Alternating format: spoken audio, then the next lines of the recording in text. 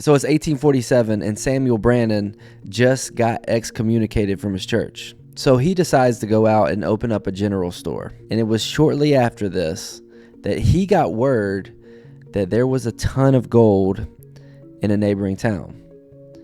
And so Samuel, he was curious. He was like a young entrepreneur, very involved in the church. And this, him being kicked out was a really big deal. He got word of this gold was, in a neighboring town, and he's like, yo, I got to go see for myself. And so he packs up all his things. He takes the trip. And when he gets there, what he finds is astonishing. He sees so much gold that he understands it's going to take 50 plus years for people to get it out of there. There's so much gold. And so the first thing he does is he takes a little bit of gold, puts it in a bottle, and he goes on a ferry ride to San Francisco. And when he gets to San Francisco, imagine this is 1847. This is back in the day. He gets off the ferry, he lands on the docks, and he takes off his hat and he yells, "Gold, gold, gold." And it wasn't long after that over like 60% of the population of San Francisco had moved up and started mining for gold. The cool thing about Samuel Brannan is he never actually mined for gold himself. What he did is he sold the equipment, he sold the tools needed to the people that were mining the gold. And later, Samuel became known as the richest man in California. The other day, someone asked me, is remote sales, is it oversaturated? And it made me think of the story of Samuel Brannan, because I think we can all agree right now that the online space is booming. The online business, the online entrepreneur is growing at a rate that we've never seen. It's almost like a renaissance. There's so much opportunity out there. And the cool thing about the industry of remote sales is the more people getting into the online space, the more opportunity for remote salespeople.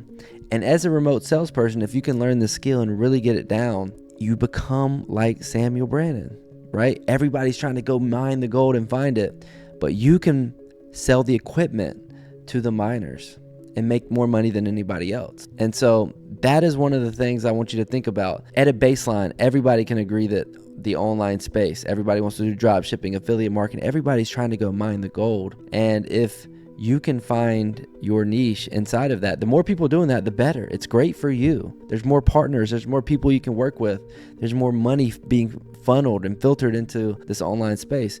And if you can find that niche inside of this gold rush, you're going to be successful. So long story short, no, the space is not oversaturated. It's not even close, and it's going to be growing more and more. What is oversaturated is trying to do the same thing that everybody else is doing, trying to go mine the gold, and then eventually it runs dry. But as a salesperson, you can find an industry that you're passionate about, that you have knowledge on, and you actually believe in. You can find companies inside of that industry or that niche, and you can close deals. And so you should be cheering on all these people that are trying to make money online or be an entrepreneur, or go out there and build their business. You should be cheering them on because it provides more opportunity for you, more potential partners, and overall it's good for the community. It's good for the industry of sales and online commerce. So that's it, y'all. Think about Samuel Brannan. Think about how you can fit into this gold rush. I believe it sells. I believe it's not going out there and doing the work and actually building your own business and trying to do the grind of actually coming up and creating a company.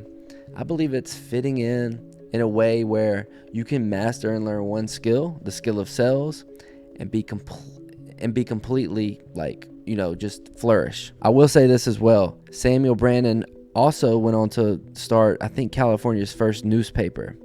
And so this is another thing that you can think about. You build in your entrepreneurial journey, you build your way up. You learn and master this skill of sales, and then you transition into like a more personal brand or publication or a media company such as a newspaper.